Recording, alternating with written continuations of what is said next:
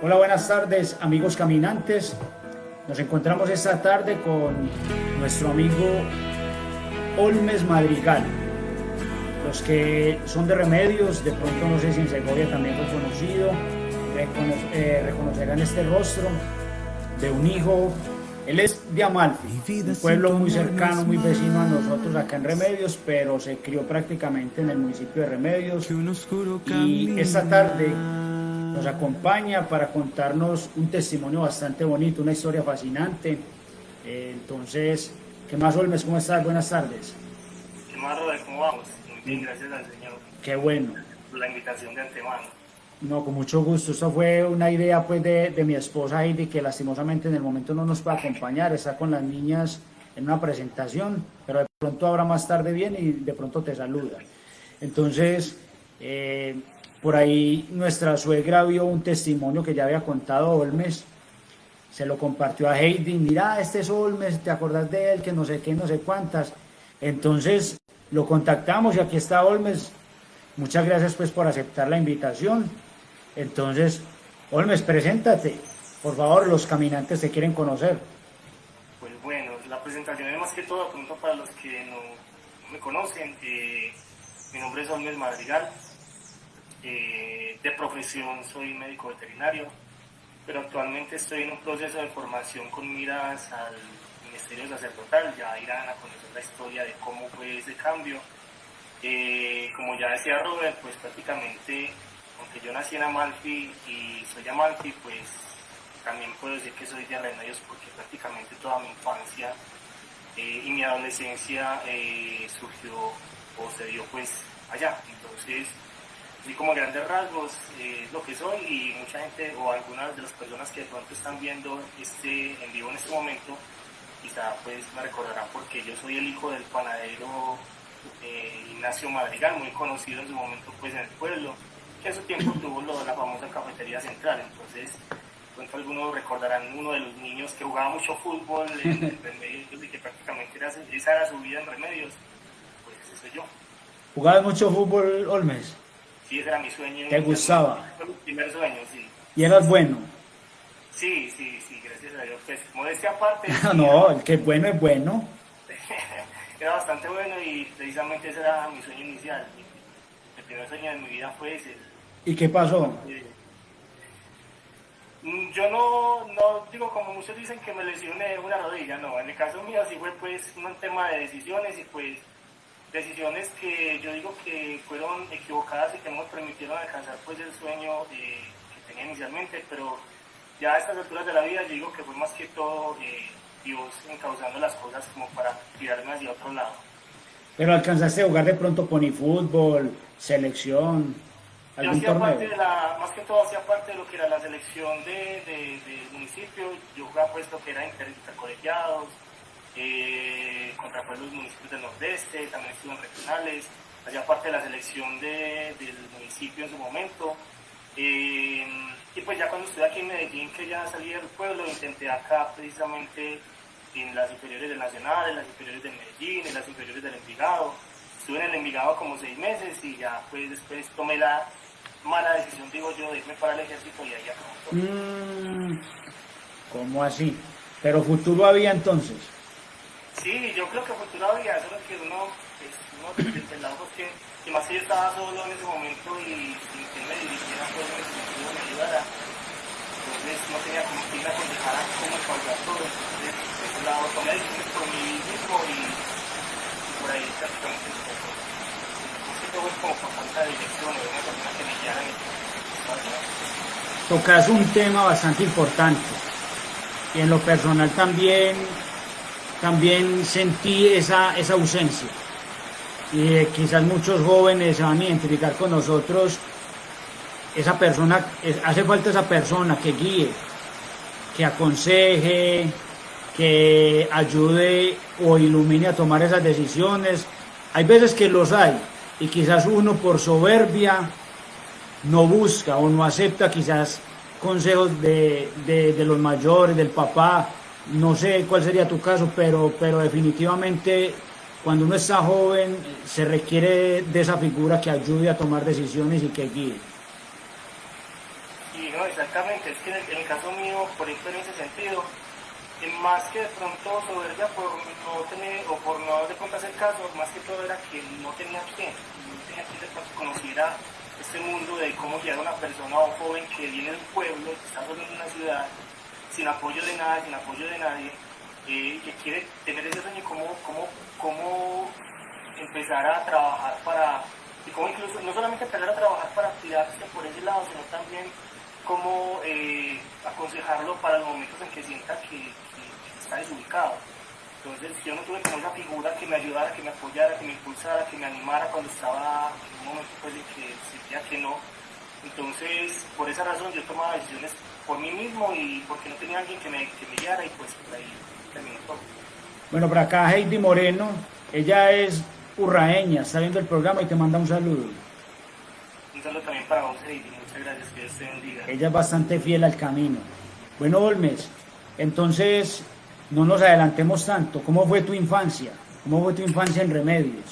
Listo, no, a ver, mi infancia, yo diría que mi infancia fue una infancia privilegiada. Una infancia privilegiada, me he hecho en medio de muchos momentos también difíciles. Privilegiada, ¿por qué? Mi familia es una maravilla. Mi familia es una maravilla. Mi papá, mi mamá, mis hermanos, somos muy unidos, siempre tuvimos un hogar muy bonito, con un ejemplo muy grande de parte de mi papá y de mi mamá en cuanto a la relación entre ellos. Nunca fuimos testigos ni de maltratos, ni de malos tratos, no solamente entre mis papás, sino entre nosotros o de mis papás hacia nosotros. Siempre tuvimos un muy buen ejemplo y una muy buena educación.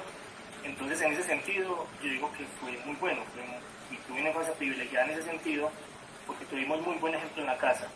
Y aparte de eso, pues económicamente estábamos bien en su momento. Realmente nosotros vivíamos bien. En ese tiempo vivíamos en Monteblanco y toda mi infancia y mi adolescencia fue en Monteblanco. Y ahí, pues con todos mis amigos y todo, fue que mi infancia empezó pues a tirarse o a encaminarse por el lado del deporte. Mi infancia consistía en estudiar, salir del estudio y jugar fútbol. Eso era todo lo que yo hacía. Del colegio a la casa, de la casa a la cancha, de la cancha a la casa, de la casa al colegio. Hace tierrero del 7. ¿Cómo? Al tierrero del 7. El tierrero del 7, sí. Ya es con grama artificial. Ah, no, no. Ya vamos avanzando. Sí. Jugaba en octubre, jugaba pues como en las calles, jugaba por allá por la invasión y jugaba en la calle. Yo vivía jugando, yo me la pasaba jugando y estudiando. Entonces, y en cierta medida en mi infancia y en mi adolescencia fui una persona muy curiosa. Entonces la gente que me conoce en el pueblo pues sabe que yo no, porque mi hermana mayor, Mariluz, que muchos también conocen, ella, yo recuerdo que cuando él estaba muy pequeña, ella me decía, si usted quiere alcanzar su sueño de ser futbolista, usted tiene que ser una persona muy correcta, muy juiciosa en lo que hace. Yo desde pequeño me mentalicé en que no podía tomar alcohol, en que tenía que alejarme de las rumbas, de los malos amigos, de los vicios. Entonces, yo prácticamente los fines de semana no salía, yo no salía a rompear, yo no salía nada. Yo era muy casero, con una idea muy clara de lo que quería. Y mi infancia fue así, en medio de todo.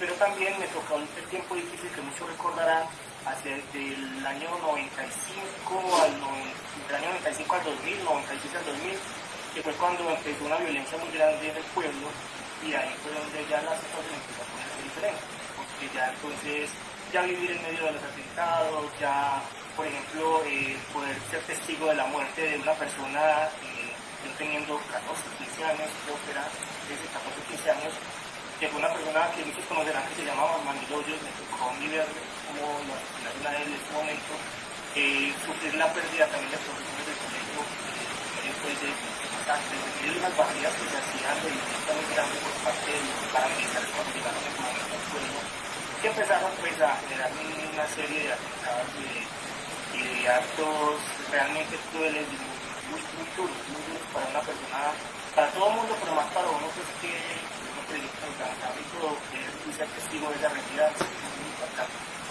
Y me tocó ese mundo. Y aparte de eso, ya cuando yo iba saliendo del colegio, también me tocó ya la crisis familiar. Este aspecto también me era muy difícil. Esa familia tan bonita que yo tenía, esa familia tan bien constituida, esa familia tan firme, tan sólida, y esa familia que para mí era un refugio muy grande, y me terminó en su momento. Se acabó por una crisis que tuvimos económica muy fuerte, sumado a esa violencia, casa, vendí un negocio que prácticamente la venta fue casi un regalo, porque urgíamos salir de allá. Y pues en medio de todo eso también que es un tema familiar, porque se pudo tocar, también temas de hicieron un trabajo que se podía construir pueblo. Entonces a partir de ese tema de violencia, a partir de la crisis en la que estábamos, mi papá también sufrió un tiempo de alcoholismo muy fuerte a raíz del estrés y de la depresión en la que cayó. Entonces me tocó ver a mi papá en cuadros de inmigrantes, de alcoholismo, esclavo del alcoholismo. Gracias a Dios en medio de su borrachera nunca me maltrató, pero sí me tocó de intentar quitarse la vida, la dignidad, sufrir uno como niño todo eso, de un papá que se quiere quitar la vida, de un papá que está en depresión, de uno no saber qué hacer para ayudarle, y de ver si estábamos cada vez peor.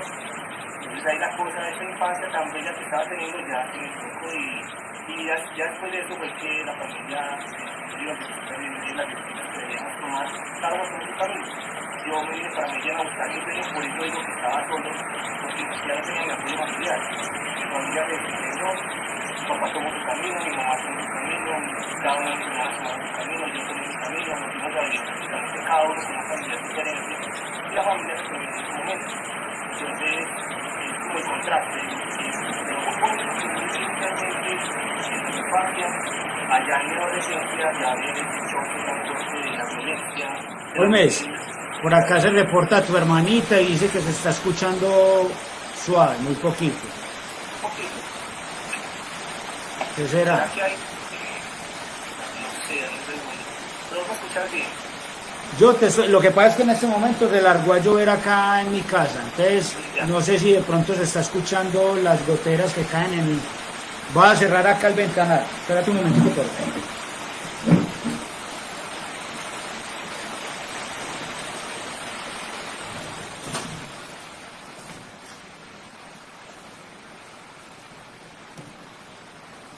Seguía hablando a ver qué dice tu hermanita. Listo, ¿no? Entonces, como decía, pues sí fue un contraste muy fuerte entre esa vida maravillosa que llevaba y ya el tener que sufrir la violencia y las crisis familiares ya al finalizar mi colegio, que eso fue más que todo ya finalizando el colegio, cuando estaba en grado 10 o 11. No sé si de pronto escuchará bien ahí. Esperemos a ver qué dice Kelly. Yo te estoy escuchando bien, obviamente ahora no te escuchaba bien por la lluvia. Bueno, de todas maneras, a ver, ¿cómo se llega a tomar esa decisión tan difícil y tan compleja? Fueron muchas cosas. Fue una crisis bastante fuerte, violencia, depresión, y tomar una decisión de disolver una familia. Eso, ¿cómo recibiste esa situación, Olmes? ¿Cómo fue esa noticia?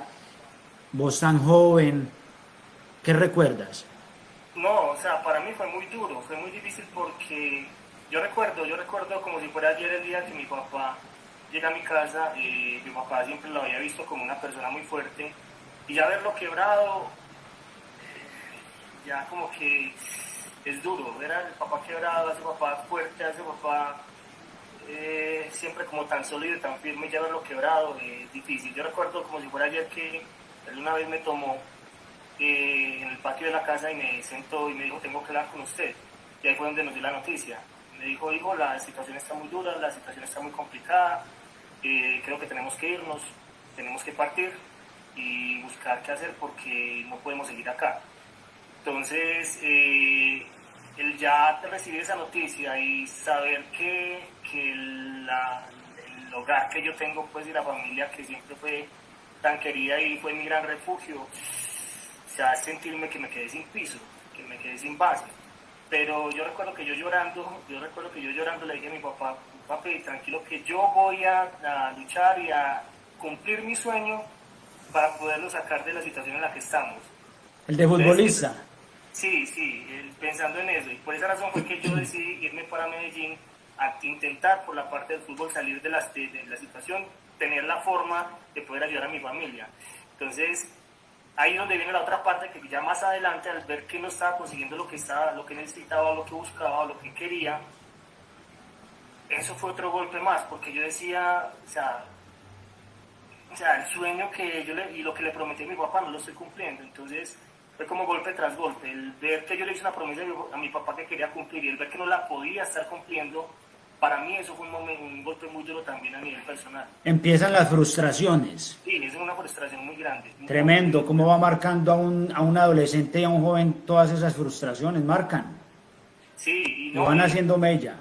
exactamente, ¿no? Y yo recuerdo que cuando yo decido irme para el ejército, fue en un momento en que yo estaba muy mal, porque yo llegué a Medellín y pues a mí en mi casa no me faltaba nada, yo vivía súper bien, yo comía bien, todo. Y llegar a Medellín era una realidad diferente en el que soy un muchacho de pueblo que prácticamente la ciudad casi no la conocía, viviendo en una situación complicada con una prima pues que no tenía muchos recursos económicos, y el empezar a pasar hambre, el empezar a pasar necesidad, el empezar a verme que estaba solo, el difícil los transportes para ir a entrenar, todo eso. Entonces eso me fue golpeando hasta que me quebró. Y yo recuerdo que yo una vez desde Bello llamé a mi hermana mayor, a Mariluz, y le dije, yo con 17, a punto de cumplir 18 años, no, pues no me daba trabajo en ningún lado. Yo le dije a mi hermana, me siento fracasado. O sea, ya con 17 años sintiéndose fracasado en la vida, y yo le decía, Mari, yo no puedo más. Y Mari, pues, y Mariluz, mi hermana, llorando, me decía, no, véngase para la casa, ¿qué piensa hacer? Y yo le dije, no, no sé qué hacer. ¿Y ella dónde estaba? Mariluz, ¿dónde estaba? Ahí pues estaba en Segovia en ese momento. Ella me decía, véngase para mi casa, para que descanse, para que piense bien las cosas y ya usted decide qué hacer. Entonces ahí fue donde yo dejé, yo en ese momento estaba entrenando con las inferiores del Envigado. Y ya en ese momento fue entonces que tomé la decisión de irme para la casa de mi hermana. Estando allá fue donde, como yo tenía que presentarme recién cumplido los 18 años para definir mi situación militar, ahí fue donde ya me fui para Puerto de Río a presentarme. Y estando allá en las escalas de ese coliseo, yo agachaba la cabeza y me ponía a pensar y decía, ¿qué hago? O sea, me siento sin salida. Y decidí entregarme. Me entregué, me regalé y me... Regalarse, eso, como le llamaban en ese entonces. Y me regalé y me fui a prestar servicio y me tocaron 18 meses allá donde también sufrí mucho, donde fue muy duro, donde también tuve cuadros de tristeza muy grande, donde en momentos también pensé de pronto en qué pasaría si me quitara la vida. O sea, ya empezaban a pasar como esos pensamientos por la cabeza en medio pues de tanta situación, porque yo sentía, no, o sea, todo lo que yo pensaba que iba a alcanzar, o que Se estaba esfumando. ya veía que todo eso se estaba tocando. Claro, frustración más frustración, uno sin ese piso, sin ese apoyo de la familia, muy duro. Pero bueno, Y luego además porque en el ejército, aparte de todo lo que venía viviendo, de la crisis de mi familia, del ver un sueño que ya no estaba en el que ya no estaba encaminado, sumado a eso el maltrato del ejército, el maltrato de los superiores, todo eso que uno vive como en el ejército, y todo eso se vuelve como una bola de nieve que abruma. Y el hecho de que también por la misma crisis familiar que nosotros teníamos, yo prácticamente no tenía, yo estaba solo en el ejército, yo no tenía visitas de nadie, mi familia no me podía visitar, entonces era duro a veces uno ver los compañeros que llegaban, sus familiares, sus mamás, sus papás, a visitarlos los fines de semana. Yo también me quedé encerrado en el alojamiento porque yo no tenía quien me visitara. Entonces el empezar a meterme en esa soledad tan profunda me golpeaba cada vez más. Entonces por eso es que yo digo que en su momento en el ejército yo también pensaba como, o sea, como que estoy tan cansado de todo esto que hasta de pronto qué pasaría si me quitara la vida. Es difícil, fue muy complicado en ese momento. bueno, entonces, después de que termina ese año, que me imagino que fue eterno, viviendo un poco de experiencias, porque viví la experiencia también de militar y lastimosamente muchos jóvenes que salen del colegio, sobre todo en nuestra época, incluso muchas mamás esperan que los hijos se enmenden el camino estando en el ejército y pasa muchas veces es todo lo contrario. En el ejército se ven cosas bastante maluquitas, muchas veces lastimosamente. Entonces, bueno, lograste cumplir ese año en el ejército. ¿Qué pasa después? Bueno, yo termino el ejército, ya entonces llego a Medellín, vuelvo a vivir con otra tía, no con la prima inicialmente con la que había llegado antes del ejército, sino que llegó, me recibió otra tía que estaba en Medellín, y como al mes ya consigo trabajo, empiezo a trabajar en una fábrica, en una fábrica acá en Medellín que manejaba pues insumos para el hogar. Un trabajo muy difícil, muy difícil. Ese fue mi primer trabajo, supremamente complicado. Yo digo hoy en día, yo no sé cómo duré 2 años con el trajín que yo tenía en esa fábrica, con lo duro que era, la contaminación ambiental, con el ruido, o sea, es un trabajo bastante agotador, bastante complicado. Fue mi primer trabajo. Y entonces en medio de ese trabajo, mi hermano, pues que ya estaba también acá en Medellín, él había terminado de prestar su servicio militar en la policía y él ya estaba trabajando. Y ahí fue cuando mi hermano, por la dirección o la influencia de una prima, él ya estaba empezando a frecuentar un grupo de oración, ¿sí? Entonces cuando yo llego ya estaba en ese ambiente.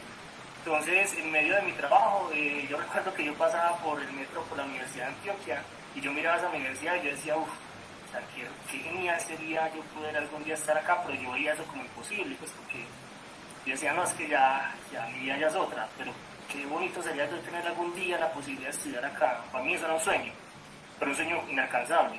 Entonces, en medio de todo eso y en medio de mi trabajo, mi hermano ya me empieza a mostrar el tema de la recuperación y me decía, mira, que es muy chévere para que vayas dentro de la renovación carismática católica, ¿sí? En Medellín. Entonces, en un momento de eso, yo decido como por recomendación de él, como empezar a frecuentar y encontré algo que yo nunca había como encontrado en su momento.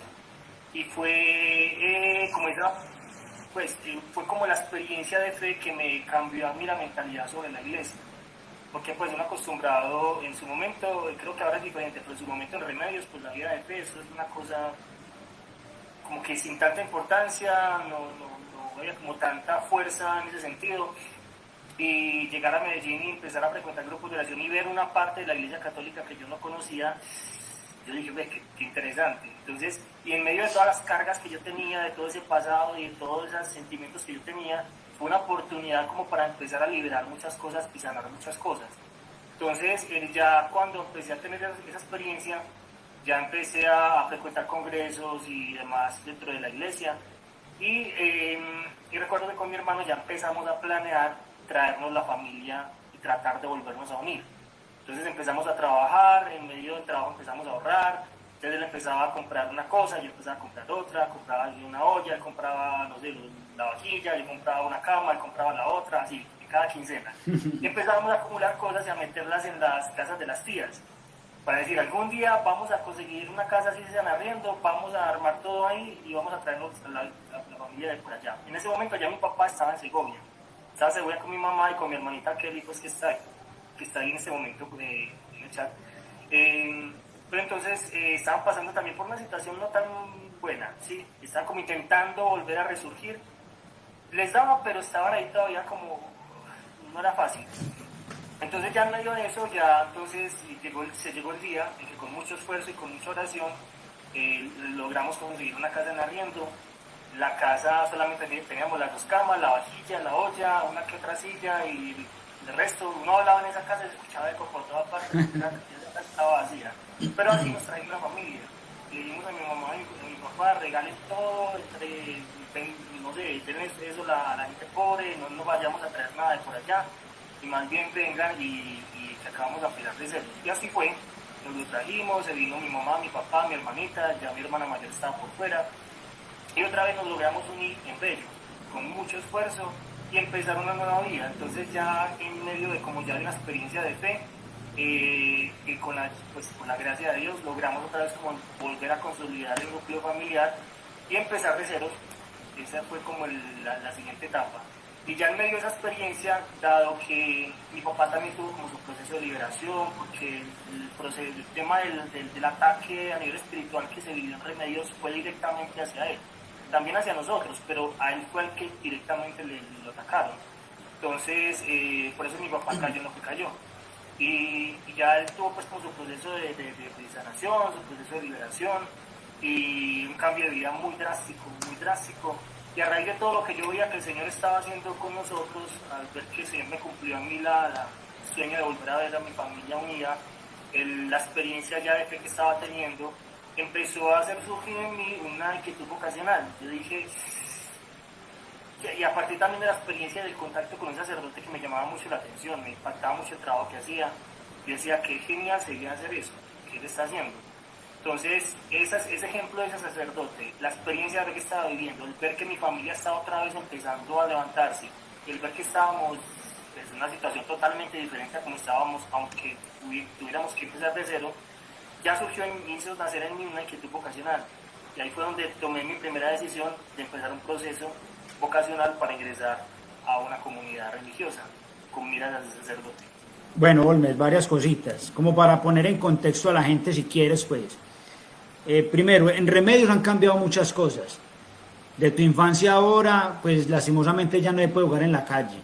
Ya hay más motos que gente. Eso es una locura la movilidad en este pueblo, lastimosamente, pero bueno, fue una infancia que ya queda los recuerdos nada más.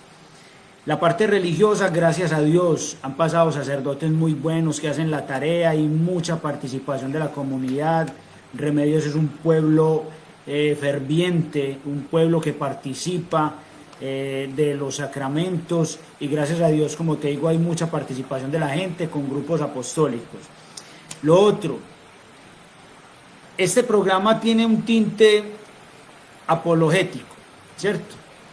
Donde hacemos defensa de nuestra fe y también han pasado por acá por el camino un amigo mío muy sabio que maneja mucho el tema de la sanación y la liberación en Urrao y ha ayudado a mucha gente, una comunidad que ha ayudado a mucha gente y hay mucha gente que no cree en esos temas y hay gente también que está sufriendo quizás la misma problemática. Pues hay de municipio a municipio, hay municipios donde este tema espiritual es bastante fuerte y Remedios y Segovia tiene, digámoslo así, una carga espiritual negativa muy grande por todo lo que ha vivido, lo que has hablado de violencias, masacres, es decir, se ha derramado mucha sangre lastimosamente en estos dos municipios, entonces eso ha traído consecuencias espirituales negativas muy fuertes en nuestro pueblo. Pero gracias a Dios, pues como te digo, también hay gente que le gusta acercarse a Dios, orar y de alguna manera combatir todas esas fuerzas negativas. De pronto nos quieres hablar un poco de lo que sufrió tu papá, tu familia, cómo era eso, o si supieron algo o no, si quisieras hablar de eso. Pues a ver, como el tema es bastante extenso, solamente voy a tocar algunos puntos nada más. ¿Cómo se dieron cuenta, por ejemplo? ¿Cómo se dieron cuenta? Porque empezaban a suceder cosas muy particulares con nosotros. O sea, cuestiones que uno ya empezaba a preguntarse de cuál podía haber sido la causa. Y resulta que, por ejemplo, con mi papá, yo recuerdo, por ejemplo, entre las muchas cosas que sucedieron con él, por ejemplo, una de las cosas que a mí me impactó mucho, en un momento yo estaba entrenando en la noche por allá en el colegio, con un tema de intercolegiados, con el colegio, y cuando terminé el entrenamiento ya llegué a la panadería. Cuando llegué a la panadería, mi mamá me dijo, vaya hacia atrás, que allá está su papá muy mal. Cuando llego yo estaba mi hermana Mariluz con mi papá, y mi papá en un estado como de absoluto anonadamiento, con la mirada perdida, en un estado como de aturdido, como de histeria, con los ojos desorbitados, inyectados, rojos, con una línea roja que se le hacía acá en el cuello, se le marcaba una línea roja, y mi hermana inmediatamente me dice, vaya, busca al padre, dígale que para que nos mandara agua bendita. Yo voy y busco al padre y yo llevo el agua bendita y cuando inmediatamente nosotros empezamos O sea, ya tenían la sospecha. O sí, tu mamá tenía la sospecha. Sí, y por otras cosas. Y cuando nosotros le pasamos el agua bendita, la línea roja se le quitaba y él se calmaba. Eso porque es una cosa. Pero otra cosa que, por ejemplo, fue muy impresionante, por ejemplo, en la panadería, en la loza como tal de la panadería, llegaba un momento en que como los pocillos estaban boca abajo, en ese momento se usaban pues los pocillos como de porcelana, con los pocillos estaban boca abajo recién lavados, en un momento determinado cuando se iban a tomar para servir algún pedido pues que se hacía, se volteaban y se encontraban unos gusanos blancos como de cadáver, de esos de cadáver que son como blancos con la cabecita negra. se encontraban en el fondo del pocillo. Entonces, cuando pasó eso, mi mamá pues manda a lavar como tal toda esa loza, una de las empleadas, lavan toda la loza, la ponen y cuando vuelven y toman un pocillo, otra vez lo mismo. Entonces, cuando uno ve cosas como esas, aparte de cosas que pasaban con mi papá, en el que mi papá tenía un momento de ataque muy fuertes directamente por parte de la brujería. Él tenía experiencias espirituales muy fuertes dentro de la panadería. Él veía cosas, él sentía cosas, él lo estaban prácticamente volviendo loco. Y aparte de eso, el padre que estaba en ese momento, que va a visitarlo, va a mirar cómo está la situación en la panadería, empieza a mirar los rincones, empieza a preguntar, hacer una serie de preguntas. El padre mismo es el que termina diciéndole, váyase de aquí y no toque absolutamente nada porque el trabajo que usted le hicieron fue un trabajo muy fuerte. Eso se lo dijo el mismo sacerdote en su momento a mi papá. Entonces, eso, todas las experiencias espirituales que tuvo mi papá, todas las experiencias que tuvimos en casa también, lo que veíamos en él, o sea, fue un cúmulo de muchas situaciones y de muchas realidades que son pues muy extensas como para contar, que nos llevaron inicialmente a sospecharlo, pero después a confirmarlo. ¿Cuál fue el error que nosotros tuvimos en su momento? Que en medio del desespero, mi papá empezó a frecuentar lo que no se debe frecuentar. Entonces, claro, te dicen, vaya donde el tipo el chamán que vive por allá en la montaña, no sé dónde metido, que él es bendito para eso, él le quita eso. Pues claro, mi papá empezó a frecuentar que el brujito, que el chamán, que el yerbatero, que el que está por allá, que te hace el trabajo para quitarte el mal. Y eso empeora. Contactó a una persona de acá, pues de Medellín, de Bello, creo que era de Bello, que supuestamente trabajaba con energías y todas esas cosas. Yo recuerdo que nos mandaron y nos llegaron a la casa una serie aparte de muchas cosas que nos llegaron como unas agüitas de colores para hacer unos baños cada día. Yo me acuerdo que yo me bañaba con eso, cada día era una agüita diferente, todos nos teníamos que bañar con eso. Y es una cantidad de rituales que ese fue el gran error de nosotros, que yo creo que eso terminó agravando más la situación. Claro. Y aparte de eso, nosotros supimos quién fue la que se hizo el trabajo. En definitiva nosotros supimos. Y lo más impactante de todo, lo más impactante que a mí, y yo a veces que me pongo a pensar en eso, todavía me impacta mucho, es que cuando nosotros salimos de la casa, cuando ya entregamos todo, cuando ya, pues yo ya me había ido para Medellín y mi papá también, y creo, no, si no estoy mal, creo que solamente estaba mi mamá como ya haciendo el aseo a la casa y toda la cosa. El día que ella entrega la casa, que es la puerta de entrega a la casa, ese día muere la persona que nos hizo el trabajo. Entonces, para mí fue muy impactante, ¿por qué? Porque era como si el mismo demonio, sabiendo que ya le cobró. Había pedido, fue y le cobró lo que le cobró. Y lo curioso fue que la muerte de ella fue así. O sea, fue una cosa, O sea, no estaba enferma. Hasta donde tengo entendido y hasta donde me cuenta mi papá, se desplomó. Estaba, creo que sentado hablando con alguien en la rueda de la calle. O sea, ya ustedes sabían quién era. Sí, ya y ahí se confirmó. Sí, y esa persona, el día exactamente que nosotros entregamos la casa, inmediatamente la entregamos, la persona murió. Así de la nada, un impacto fulminante, pero un misterio ahí, pero sí, o sea, son muchas cosas que uno las empieza a encajar y que uno sabe que esto es una situación que no es una simple crisis porque sí, por una situación social solamente, sino que detrás de esto hay un ataque muy fuerte y nosotros lo sufrimos. Una cosa es vos de pronto escucharlo y otra cosa es vivirlo. Entonces, a mí personalmente, físicamente no me sucedió nada, pero el ver a mi papá y ver lo que pasa, definitivamente ahí es donde yo dije, este mundo es real, este tema espiritual es complicado. Es real. Olmes, por acá Mariluz se está reportando con un saludo.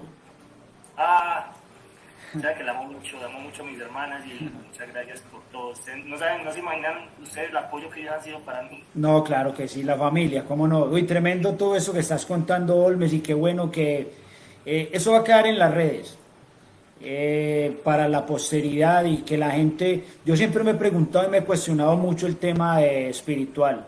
Cuando personas por X razón quieren hacerle daño a otras de esa manera. Es una realidad. Es una realidad y yo digo, ¿por qué el Señor permite todo eso? ¿Has encontrado respuesta a ese interrogante, Olmes? En parte, O sea, son interrogantes que uno de pronto nunca se va a terminar de Responder. del todo. Pero son varias cosas. Por ejemplo, en el caso mío, yo voy a responder de lo que pasó con nosotros. De pronto yo sí tengo la respuesta para lo que pasó con nosotros.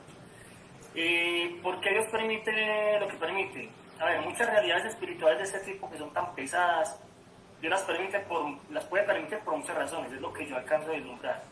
Por una parte, para un proceso de conversión, ¿sí? Totalmente. Pasa, por ejemplo, con los temas de posesión. ¿Por qué Dios permite una posesión diabólica en una persona? ¿Por qué permite el ataque, digamos, una vejación, una obsesión diabólica en una persona?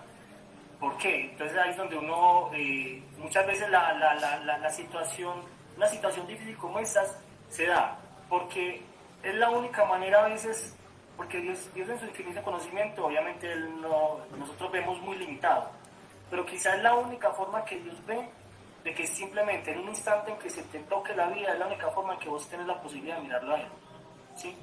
Porque claro, estamos llenos de bendiciones, estamos llenos de muchas cosas buenas y muchas veces en medio de las cosas buenas que tenemos y de la abundancia y de la vida buena, Dios no lo miramos, o sea, porque pensamos que todo lo tenemos por nosotros mismos, solo conseguimos por nosotros y somos autosuficientes. Entonces muchas veces, como no tenemos ese corazón sensible hacia el llamado de Dios, muchas veces Dios permite que se nos toque la vida en alguna parte para que nosotros podamos por fin mirar hacia Él y a partir de ahí empezar a generar un cambio alrededor.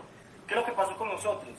Una de las cosas que a mí más me impresiona es que cuando nosotros salimos de Remedios, que ya llegamos a Medellín, y empezamos pues ya como a volvernos a levantar, nos dimos cuenta que mi papá estaba en la lista de los paramilitares para ser asesinado. Entonces, si a nosotros no nos hubiera pasado lo que nos pasó, si no hubiéramos entrado en la crisis que entramos, si a mi papá no le hubiera tocado lo que le tocó, nosotros no hubiéramos salido de allá. Si no hubiéramos salido de Remedios, mi papá en este momento estaría muerto. Si mi papá hubiera estado muerto, quién sabe yo cómo hubiera estado mis hermanos o con qué grado de resentimiento y qué decisiones en la vida hubiéramos tomado. Después del ejército, imagínate vos después del ejército, ¿dónde estarías? ¿Qué desvío yo hubiera tenido? No sé, yo bien juicioso ya quién sabe cómo me hubiera vuelto, no sé, me hubiera entregado otras cosas. Entonces la perdición que hubiera podido haberse generado a raíz de la muerte de mi papá en nosotros, la perdición en nosotros hubiera sido una cosa delicada y quizá hoy quién sabe dónde estaríamos. Entonces, sí. Por todo el resentimiento, por el asunto pues de querer la venganza, de querer saber qué pasó y todo eso, y en la fe quién sabe cómo estaríamos. Entonces lo que yo digo es, por ejemplo, ¿por qué Dios permitió en nosotros que pasara lo que pasara? En su momento yo no encontraba respuesta, pero después de que pasó lo que pasó y que me puse como a analizar todo el asunto, me di cuenta de que gracias a eso, es que era como Dios diciéndonos, ustedes tienen que salir de allá, pero como no entendíamos, permitió que se nos tocara la vida, que cayéramos en crisis, que se nos destruyera todo lo que teníamos planeado para que saliéramos con una especie de éxodo. O sea, era como Dios diciendo, bueno, que es que tienen que salir de acá porque ese es un tema de protección.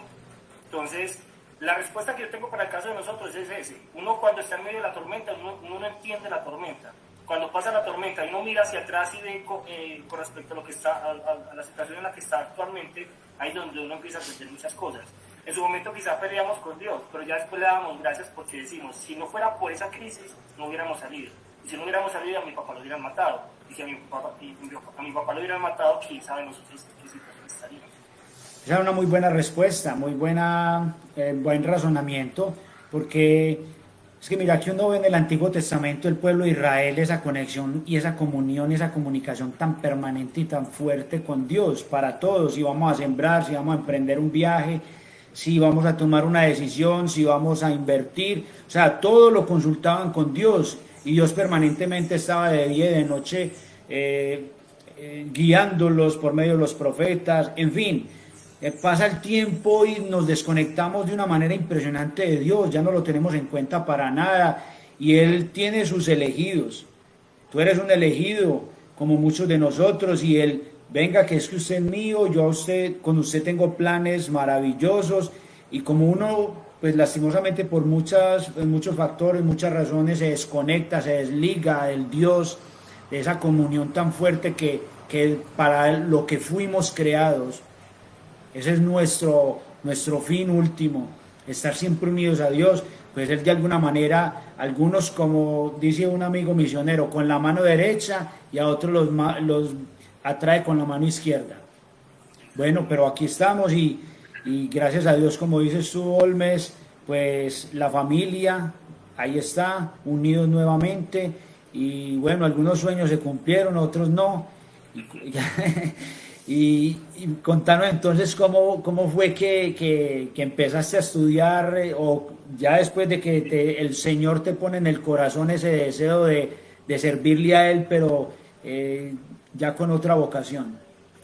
Bueno, una cosa que yo aclaré al principio cuando me preguntaste sobre mi infancia es que mi infancia en mi vida es muy importante una persona, y es mi abuela. Sí, señor.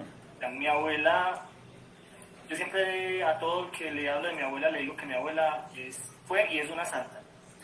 Mi abuela es una mujer, fue una mujer extraordinaria en todo sentido. La mamá de tu mamá. De mi papá. De tu papá. Y a nivel de fe, mucho más. Una mujer que le tocó muy duro en la vida campesina. Todos mis ancestros, yo creo que son del campo. Pero con una fe admirable. Admirable, gracias a ella fue que yo conocí esta oración. ¿Sí? Ella fue la primera que me empezó a mostrar esta oración, a tener contacto con ella. Ella fue la que me empezó como a mostrar el tema de la Virgen María. Ya más adelante van a saber por qué es importante esto. Ella fue la que yo recuerdo en mi infancia, pues que cuando yo iba a visitarla a Yolombó, ella vivía en Yolombó, en la sala había un cuadro que a mí me llamaba mucho la atención, que era un cuadro de la Virgen de Fátima. Sí, la Virgen como en la nubecita, pues, en el arbolito. Eso, y la típica, con los tres pastorcitos arrodillados. Sí, ella fue la que me explicó quién era, me habló de la Virgen de Fátima, me cantaba. Una de las primeras canciones que yo tengo en la memoria de mi infancia es el 13 de mayo, la Virgen María, esa me la cantaba ella. Entonces, la tengo ahí como en la memoria. Entonces, ella, una persona maravillosa, o sea, admirable, de una fe extraordinaria, de un amor por todo, por la creación, por la gente, por los animales, por todo. ¿Te marcó? Una sensibilidad espiritual, o sea, tener un don de sensibilidad espiritual y un don como de gustar las cosas de Dios, un don de sabiduría.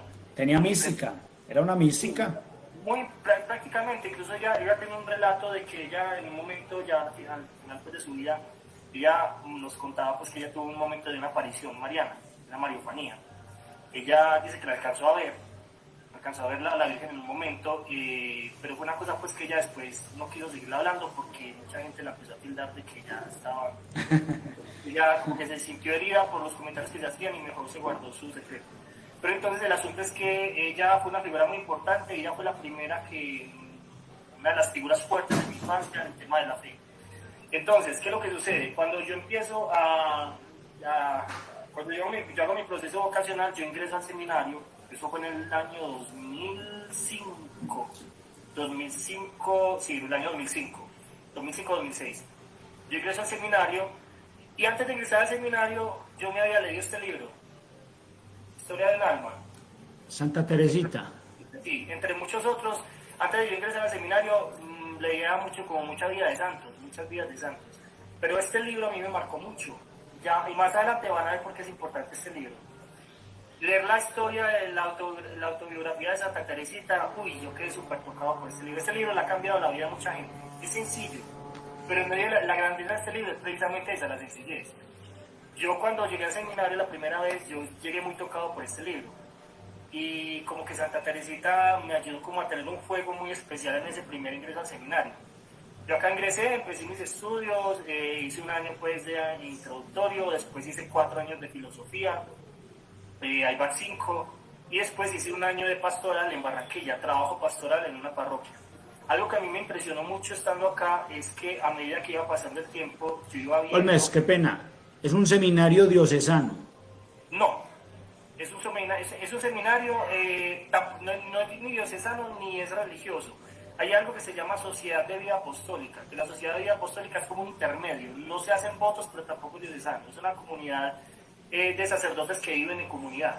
¿Sí? Es como una mezcla de los dos. Es como una mezcla de los dos, exactamente. Esta comunidad es una comunidad fundada por un santo que se llama San Juan Eudes.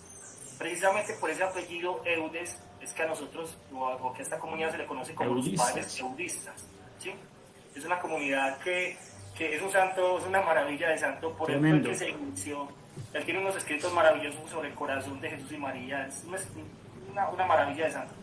Entonces el asunto fue que en medio de todo, de toda mi vida de seminario, yo, a medida que iba pasando el tiempo, empiezo a descubrir que Dios me va dando como una serie de carismas muy especiales, muy particulares, estando en el seminario. Y yo los empiezo a descubrir en medio del trabajo con la gente, y cosas que uno no sabe que tiene. Cuando estuviste con tu hermano en la renovación carismática, ¿no viviste nada, ni una untadita siquiera? ¿O sí? ¿De algún carisma? Sí. ¿O experiencia No, así? No. no. Pues sí. ¿O de pronto estabas tan distraído que no captaste? No, yo no sé yo no sé eso de dónde viene, pero yo lo vine a descubrir por acá. Ah, ya. Porque a medida que iba yo trabajando con la gente, empezaba yo con mi trabajo pastoral, cuando me iba para misión al campo, yo en medio de la oración empezaba a sentir, a ver o a mirar lo que se producía en la gente, y yo decía como que, venga, ¿qué está pasando acá? O sea, sí, como que Dios va capacitando, me iba como capacitando para hacer él su obra de forma muy bella, y empezaba como a mostrarme una serie de carismas que yo no sabía que él estaba desarrollando en mí. Entonces a mí eso me llenaba, como yo digo, me llenaba de mucha emoción, pero también de mucha vergüenza, porque pues yo decía, pues ¿quién soy yo también pues como para que Dios se manifieste así en la gente? Puras tentaciones ahí. Sí, ¿no? Y yo decía, ¿quién soy yo para que el Señor haga cosas como las que está haciendo conmigo? Porque eran cosas muy interesantes, muy interesantes. Y yo que, pues la gente que me conoce sabe que yo siempre he sido muy reservado, muy callado, hablo poco. El tema del don de palabra se hizo en mí muy fuerte, o sea, a la hora de predicar, a la hora de trabajar con grupos. Y a mí esa es una de las cosas que también me impresionaba mucho, o sea, la forma en que Dios me daba la palabra para llegar a la gente, para hablar de Él, para predicar, que fue uno de los grandes éxitos que yo tuve en Barranquilla, cuando trabajé en una parroquia allá donde habían más de 33 grupos, en una sola parroquia, eran grupos llenos. Entonces... Querían escuchar al joven seminarista. No, entonces imagínate vos un grupo, yo recuerdo que el padre en su momento, la gente, el grupo de matrimonio, hay un grupo de matrimonios de gente profesional, era una parroquia de estrato alto, de pura gente estudiada, de empresarios y todo, y había un grupo de parejas que se llenaba, y el mismo grupo de parejas me invitaba a mí a predicar, y yo decía, pero yo creo voy a hablar de la gente si yo no sé nada de matrimonio, yo no sé nada de familia, yo no sé nada de eso, pero aún así, y entonces era como una apertura de caminos que a mí me impactaba mucho, porque Dios me ponía donde Él quería, a pesar de mis miedos. Entonces, eso fue una experiencia muy interesante, muy impactante, pero cuando yo ya paso ese quinto año, que empiezo el sexto año, que yo termino mi trabajo allá en Barranquilla y ya llego a Medellín a estudiar la teología, ahí es donde llega el momento difícil.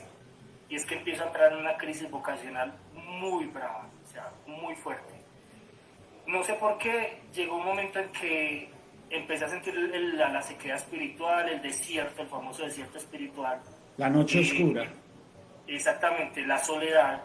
Empiezo yo a sentir el peso de la soledad muy grande, la soledad que vive un sacerdote, la soledad que vive un ministro del Señor, consagrado solamente a Él. Eso es una cosa que la gente que nadie sabe.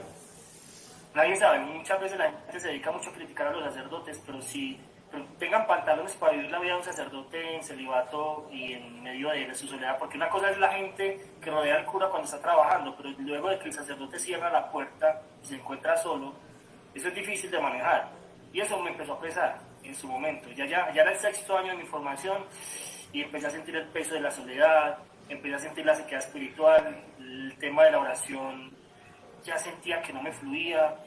Empiezo a confrontar lo que yo estaba haciendo con lo que estaba aprendiendo en la universidad. Entonces empezó a sumar una serie de situaciones que me empezaron a llevar a una crisis muy fuerte vocacional, y empecé a encerrarme en mi propio mundo, en mí mismo, y empecé a tratar de buscar salidas sin poderlas encontrar. No era capaz de orar, no era capaz de... Entonces uno de los primeros errores que yo cometí fue que abandoné mi oración personal. Cuando abandoné mi oración personal, por ahí se me fue todo. Entonces ya empezó como una intensidad interior de una voz que me decía, ¿qué estás haciendo acá? ¿Qué tipo de cura vas a hacer? ¿Para dónde vas? estás perdido, no sabes ni dónde estás parado, tenés que salir de acá urgentemente. O sea, la vida por fuera está mucho mejor, salirte, conseguirte una novia, vos de acá no puedes salir ni en las noches, por fuera puedes disfrutar más, hacerte una carrera, aquí estás prácticamente trabajando para algo muy abstracto, algo... Si lo que estás haciendo acá de pronto fuera una ilusión, ¿qué dirías? Una simple fantasía. Viví una carrera que sea mucho más empírica, mucho más de hacer cosas. Todo eso me empezó como a llegar. Y era como ese continuo golpe interior de que estaba perdiendo mi tiempo. Y eso se dio en el 6º año. Y era un continuo, era como un susurro interior, era una tentación continua de que tengo que salir, tengo que salir, tengo que salir, yo acá no puedo seguir, hasta el punto de que me quebró y yo tomé la decisión de retirarme. No hablabas con nadie, no tenías un director espiritual. Sí, sí, ya, yo le comenté, sí tenía director espiritual, pero yo le comenté eso al Padre Superior. Y el Padre Superior me trataba de animar, me decía, no, o sea, aguante, resista, ore, espere, no tome decisiones en medio de la crisis, me decía.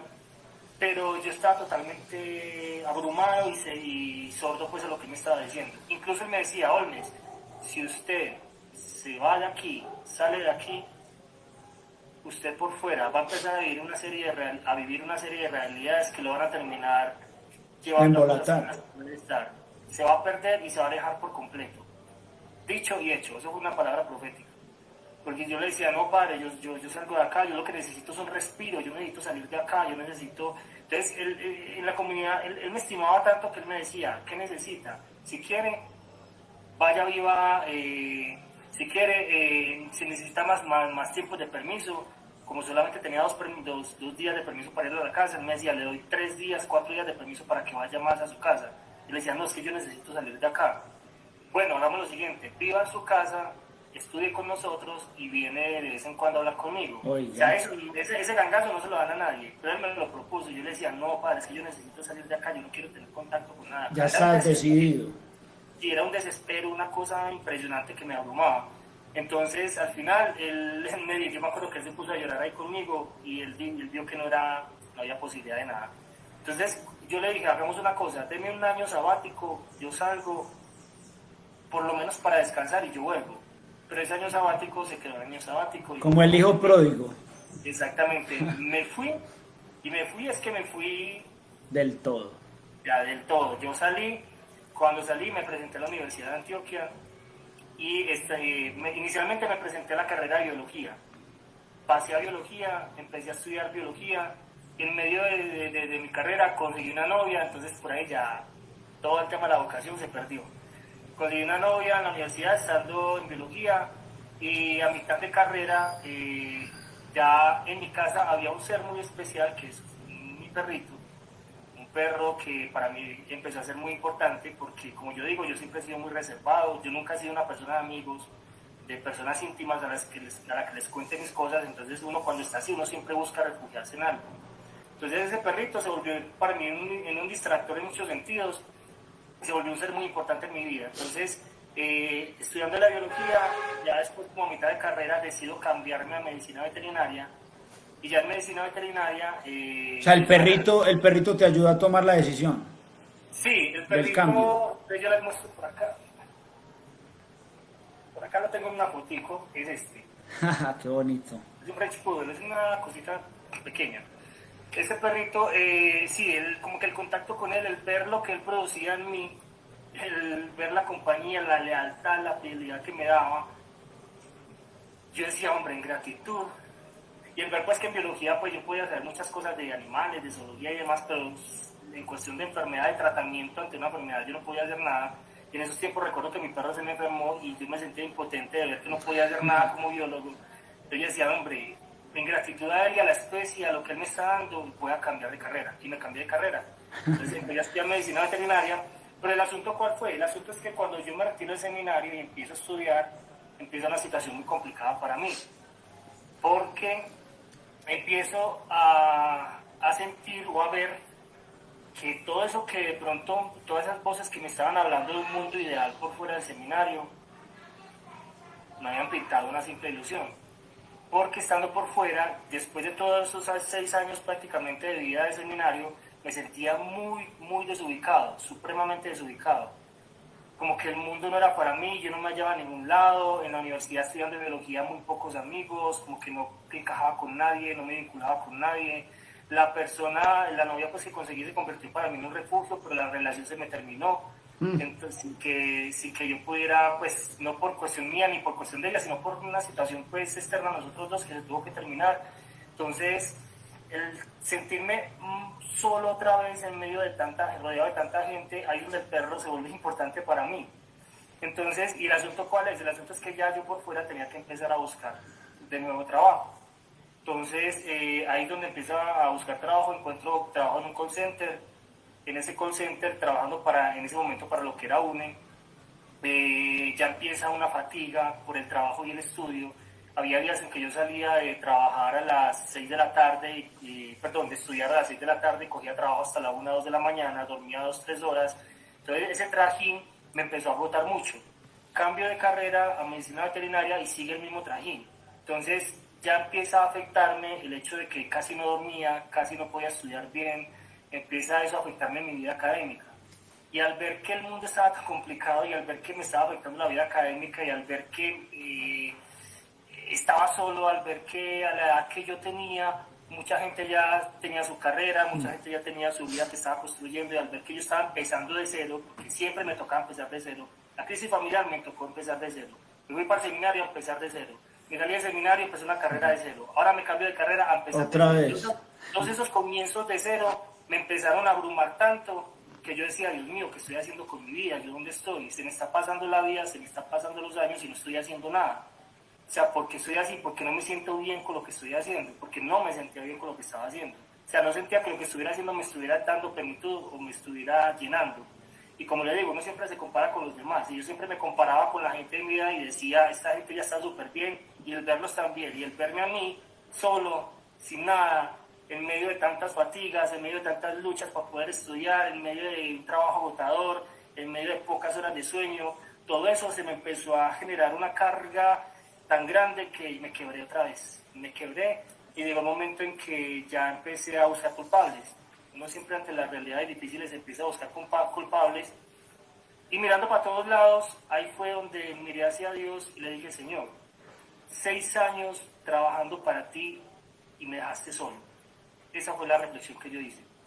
En este momento estoy solo, estoy sin una persona que me acompañe, estoy sufriendo en mi estudio, estoy sufriendo en mi trabajo, me siento agotado, se me están pasando los años, se me está pasando la vida, no tengo piso, no tengo una profesión, no tengo nada estable, no he conseguido nada en la vida. Cuando ya tenía 29 años en ese momento, y yo decía, ya a los 29 años ya debería tener una profesión, un hogar, alguna cosa pues ya establecida, pero no tengo nada, estoy sin nada.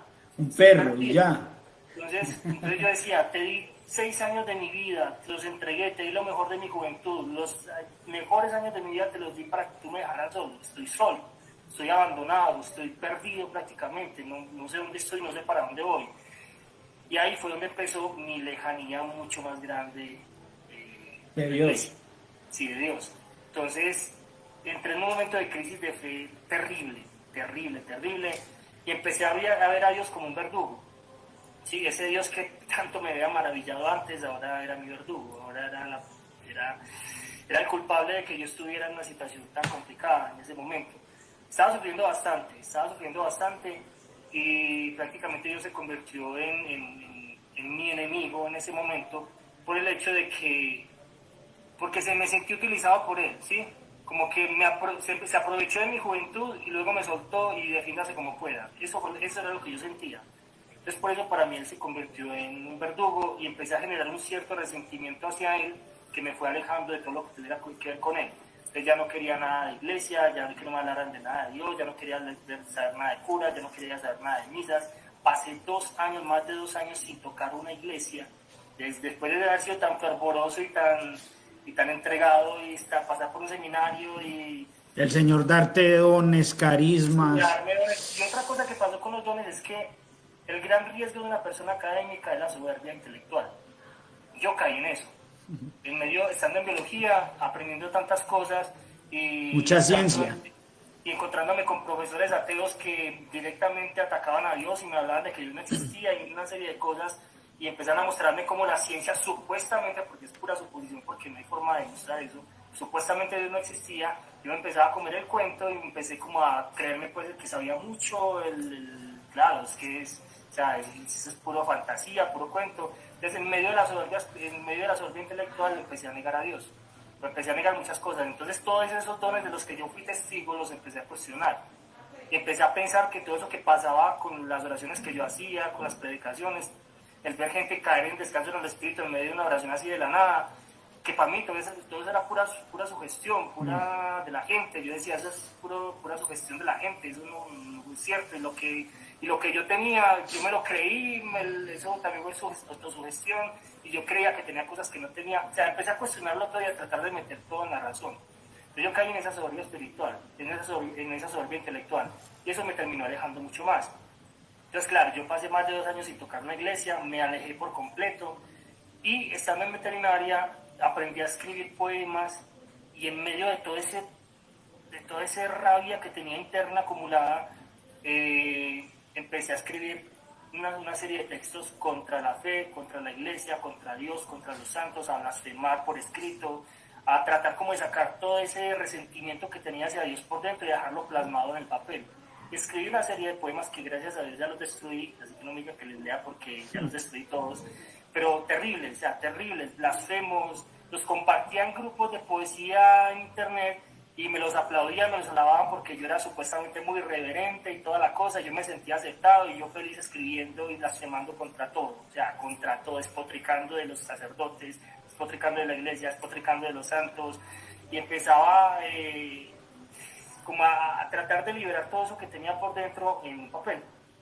Entonces por ahí empecé yo a caer en un hoyo muy profundo, o sea, muy profundo. Caí muy bajo, o sea, muy bajo. En mi casa todos estaban callados, en silencio. Yo sabía que, yo no sé, yo creo que entre ellos hablaban cómo estaba yo, porque no era normal que yo estuviera como tan encerrado, yo de la universidad en mi pieza de la universidad, y siempre había sido así, siempre he sido así.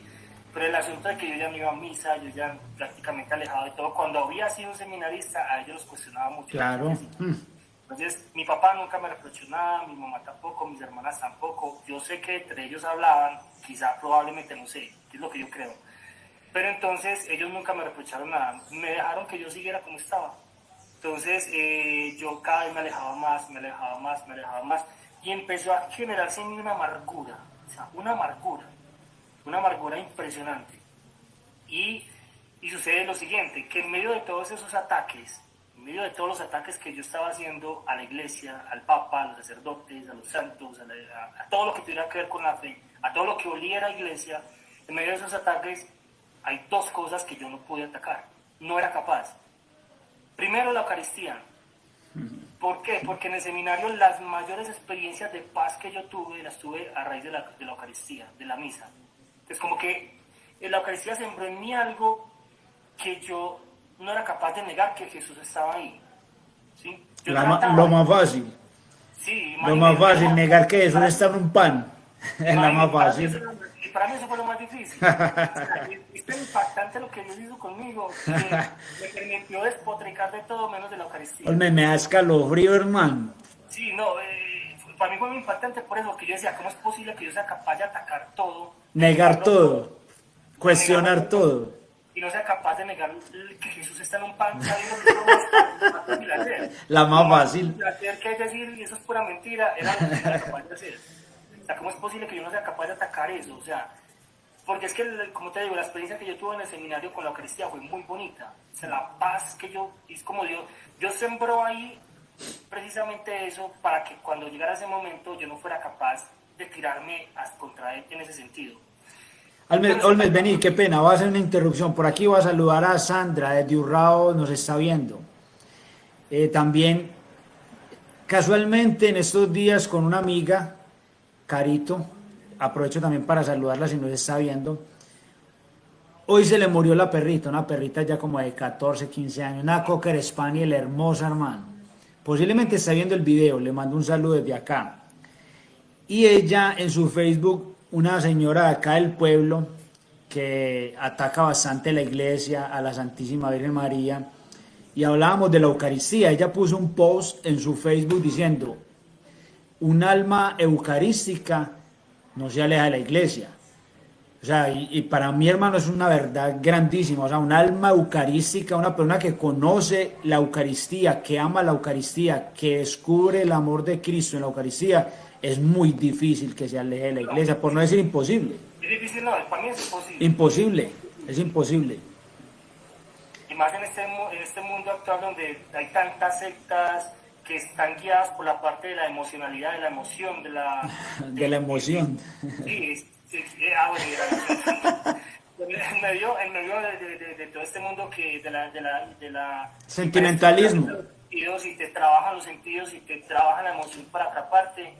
O sea, si vos no tenés una fe firme en la Eucaristía, te dejas convencer. O sea, Totalmente. Se pueden acabar, puedo ver destruirse iglesias, puedo ver los mayores escándalos de la iglesia, puedo ver los mayores escándalos en los sacerdotes, pero por el solo hecho de tener la Eucaristía, yo seguiré creyendo en esta iglesia. Ya aquí Carito confirmó, si no está viendo. Ah, listo, un saludo para Carlos. Entonces pues, sí, ya decir. Dos anclas, no, es que tenía las dos anclas más fuertes, la Santísima Virgen María. Ah, perdón, ya me adelanté, qué pena, te conté. La Eucaristía. Y la segunda, María. O sea, yo no fui capaz de atacar la Eucaristía por lo que te digo, y la Virgen María por lo que mi abuela sembró en mí. Claro. O sea, la experiencia de María, para mí, yo siempre miraba a María, yo decía, el rostro maternal de Dios está en la Virgen. Amén, así es. Si tú quieres ver cómo es Dios en su realidad de madre, mira a la Virgen. O sea, es un espejo, es como un cristal a través del cual Dios pasa su maternidad. Y el pensar a mí, en medio de toda esa lejanía, pensar en María, a mí me sensibilizaba mucho. Y yo decía, o sea, yo soy capaz de atacar lo que sea, pero atacarte a ti yo no puedo. Es lo que yo decía, o sea, ¿cómo puedo atacar la figura de una madre, de una mujer? Porque es que lo que María inspira... Amor. Y no solamente en pensar en ella, sino en ver, tú ves una imagen de María y vos te despierta una ternura. O sea, la ternura que ella despertó en mí fue una cosa que me protegió. Y yo la miraba y, como te digo, yo atacaba todo, pero yo miraba a María y como que me frenaba. Yo decía, no, yo no la puedo atacar, no soy capaz de respetarla, no la puedo respetar, es imposible. Entonces, para mí eso se volvió un tema que me empezó a confrontar, porque yo decía, ¿cómo es posible que sea capaz de atacar todo, pero no sea capaz de atacar ni la Eucaristía ni la Virgen? O sea, no me da las fuerzas, no me da la mente, no me da la capacidad, no me da los escritos. Por no ningún lado da. Sí, entonces, pero lo curioso es que a pesar de eso yo trataba como de mirar para otro lado y trataba de seguir como sacando toda esa basura que tenía interna, seguirla sacando pues en medio de mi pensamiento. Yo con la gente no hablaba pues sobre esos temas, con mucha gente que se dedica públicamente a hablar mal del no, pero sí en mi foro interno yo tenía todas estas ideas, todos estos pensamientos y todas estas situaciones. Solamente públicamente eran los poemas que yo escribía, entonces la gente se da cuenta que este man está perdido con la iglesia. Claro. Nada más. Y pasó algo muy particular, y es que llegó un día en que yo pensaba en Jesús, y eso fue un día muy específico. Yo recuerdo dónde fue. Yo iba pasando con mi perro, yo salía con él todas las tardes, y en un lugar muy específico en Bello, yo me detuve y pensé en Jesús y lo sentí distante. O sea, pensé en Jesús y algo que yo no puedo explicar, internamente lo sentí como un total desconocido. Pensar en Jesús y venirse a la idea como de que es un ser por allá distante que no conoces. Abstracto.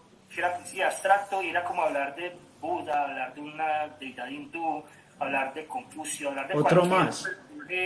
Un ser allá lejano que vos ni conocés, ni sabés, ni sentís, y no tenés ni idea de él. Así lo empecé a sentir. O sea, hasta tal punto fue mi lejanía que yo sentí en ese momento que Jesús como que se desprendió de mí y se empezó a ir. Eso fue lo que yo empecé a sentir a raíz de todo el rechazo que yo tuve hacia él. Fue como si él se hubiera desprendido, me hubiera dejado solo en ese instante. Y la amargura creció. A raíz de esa amargura, algo más que pasó fue que desde esos días en mi mente empezó a llegar una cita bíblica. Dios llevará a feliz término la obra que un día inició en ustedes. Eso es un texto de Filipenses. Dios llevará a feliz término la obra que un día comenzó en ustedes. Me empezó a llegar en esos momentos.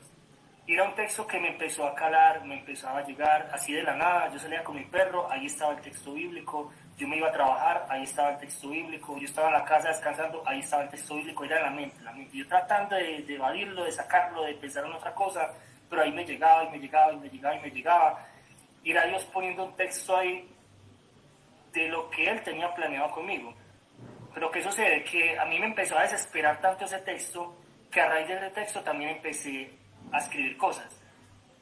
Y yo decía, no, este texto es imposible que se cumpla, porque estoy en una situación de tanta lejanía y tan decidido a alejarme y a no volver, que es imposible que una cita bíblica se cumpla. Incluso le puse el reto a Dios y yo decía, si es tan cierto que tu palabra tiene fuerza, pues mira si eres capaz de cumplir ese texto con este ser humano. O sea, lo reté con ese mismo texto que él ponía en mi mente. Y el asunto es que, como te decía, o sea, la amargura empezó a crecer, la apostasía se puso mucho más grande. Yo empecé a decir, jamás en la vida, nunca jamás en la vida volvería a pensar en estar en un proceso de formación sacerdotal. Irme para un seminario, jamás, o sea, esa experiencia no la quiero volver a tener. Incluso creo que mis hermanas en un momento me preguntaron, alguna de las dos, que si algún día yo volvería a pensar en ser sacerdote, y yo les decía, no, por el momento no. Y me preguntaron y yo decía, no, incluso el tema del seminario se volvió mi gran secreto en la universidad. En la universidad ningún compañero supo vivir. Nunca. Nunca, nadie. Ni en la inducción. ¿Qué hacen acá? ¿De dónde vienen? ¿Por qué están acá? Nada. Nada. Nadie supo nada porque para mí el seminario y esta vida de seminario se convirtió en uno de los aspectos más oscuros de mi vida, decía yo. Y yo decía, hay dos cosas de las que yo me arrepiento en la vida. Número uno, de haberme ido a prestar servicio militar, y número dos, de haber tomado esa terrible decisión de irme para un seminario. Eran las dos cosas que yo decía, de las cuales me arrepentía. Y en la universidad, uno de los grandes secretos míos, secretos oscuros... Hasta hoy. Uno de los grandes secretos para mí era ese. Yo decía, ese es uno de los secretos oscuros que yo tengo, como si fuera pues el peor de los pecados, era haber estado en un proceso de formación sacerdotal. Ese era uno de los grandes... Y nadie supo nada, nadie, absolutamente nadie. Yo nunca toqué ese tema. Entonces, vos tuviste dos novias durante tu estudio. Sí. Y ellas tampoco. Sí, ellas sí. Ellas sí. Sí, pero de mis compañeros nadie. Nadie, absolutamente nadie. Sabes guardar secretos. Sí, resulta que, claro, ya estando en veterinaria, me consigo otra novia, pues ya había tenido la primera que les comenté, y aquí estando en veterinaria me consigo otra. Que lo particular de esta mujer es que tenía una mamá que todos los días... Rosario. Pegada de rosario. La peladita era una peladita muy católica, o sea, muy creyente, había tenido sus experiencias también, una persona que tuvo unas experiencias muy difíciles espirituales cuando estaba pequeña. Ella tuvo unos casos de posesión con exorcismo directamente.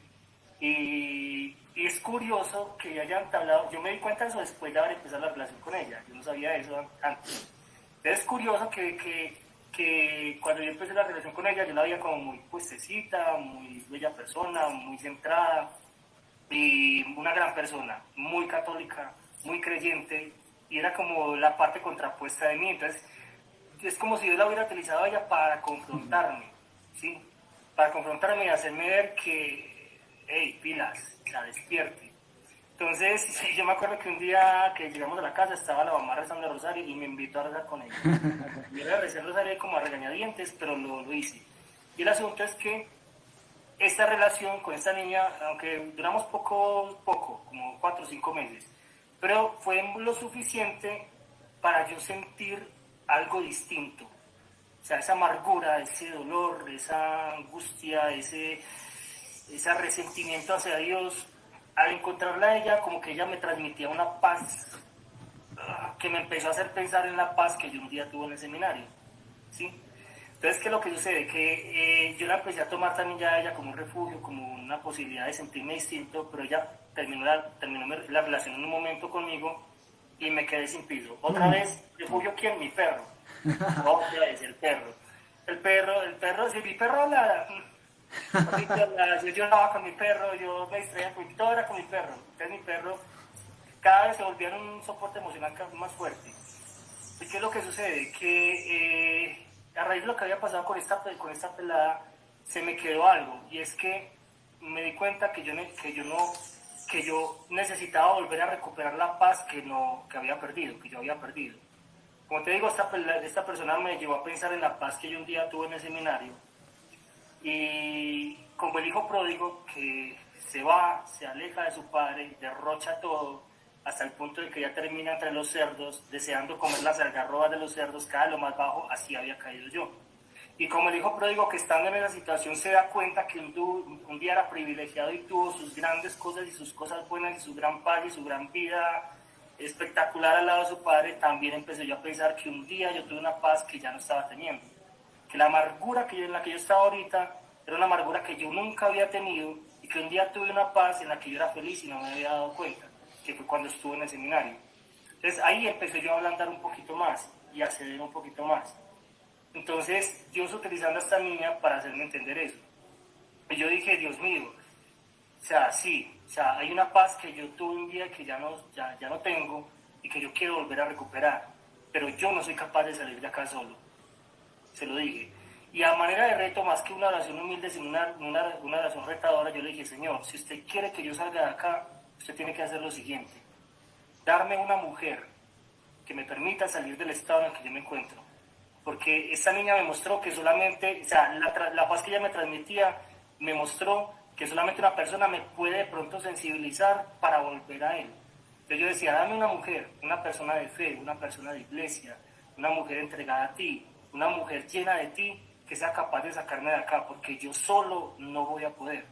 O sea, tú sabes el hoyo en el que estoy, lo blasfemo que me he vuelto, la apostasía en la que estoy, hasta negando la iglesia como tal. Ya decía que quizás yo no era católico, totalmente alejado. Yo decía, para salir de acá yo no soy capaz solo, necesito una persona que genere conmigo un vínculo emocional muy fuerte y que sea una persona de fe que me logre sacar de aquí. Dame una mujer que sea eso. Esa fue la oración que yo le hice. Y Dios no se queda con nada y empezó a trabajar. Esa fue la rendijita que yo le abría a él para que se me metiera. Y empezó a trabajarme, claro. Pero ¿cómo empezó a trabajar? Empezó a quitarme lo que tendría que quitarme para hacerme dar cuenta que yo dependía exclusivamente de él. Cuando hay algo que se ha construido y Dios quiere construir algo nuevo, tiene que destruir lo que está construido para volver a levantar algo diferente, y fue lo que hizo conmigo. ¿Qué fue lo que pasó?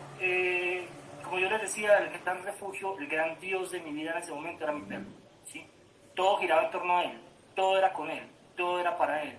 Él era mi soporte emocional, él era mi compañía, él era mi refugio, él era todo para mí, todo giraba en torno a él. Y Dios tenía que tocarme por ahí, hacerme sentir que la seguridad emocional que yo tenía por ahí no podía estar ahí. para poder mirar hacia él. Y aparte de eso, en la universidad yo, como te digo, yo he sido como muy solo, muy reservado, pero conseguí dos compañeras que me acompañaron durante casi toda la carrera, y que se volvieron personas muy importantes para mí. Entonces, la novia me dejó. Y resulta que ahora, dentro de estas compañeras había una de ellas que yo quería mucho, que tenía cuadros de depresión muy grandes, y había intentado suicidarse varias veces. Yo fui muy egoísta en el sentido de que yo prefería alejarme cuando ella tenía sus crisis para no cargar. Yo estaba tan cargado de tantas cosas que, como para protegerme de cargarme de más situaciones difíciles, cuando ella estaba mal, yo como que me alejaba, pudiendo haber hablado con ella. Y lamentablemente, aunque ella había tenido varios intentos de suicidio fallidos antes, una persona que sonreía por todos. Tú la veías, no pensaba, si tú la vieras, no pensaría jamás que esa niña tuviera cuadros de depresión como los que tenía.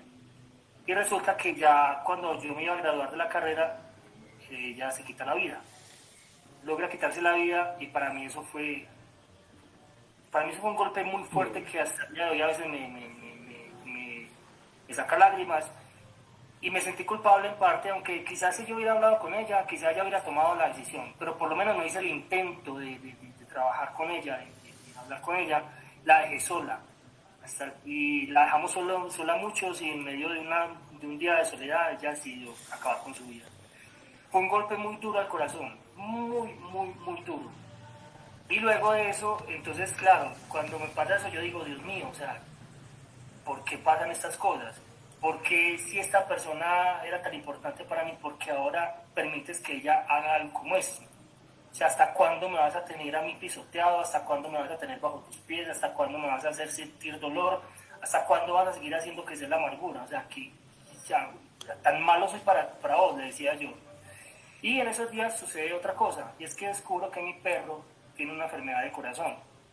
Entonces, claro, cuando yo descubro que mi perro tiene una enfermedad de corazón, yo digo, bueno, aquí la cosa se está poniendo complicada, de pronto mi perro se me va en cualquier momento, y dicho y hecho. Tenía una enfermedad cardíaca que si se hubiera tratado, hasta de pronto hoy estaría vivo, hasta de pronto, porque eso fue en el 2023. Pero yo le pedí cita, eso fue en un abril, yo le pedí cita, me la dieron para el 11 de mayo, cita con cardiólogo, y el perro estaba bien, o sea, clínicamente yo me di cuenta que tenía un problema de corazón porque le escuché una tos rara, me puse a escucharlo y le descubrí el soplo, pero no estaba descompensado, el perro totalmente normal. Yo dije, no, esperemos que él alcanza esos 2 mesecitos.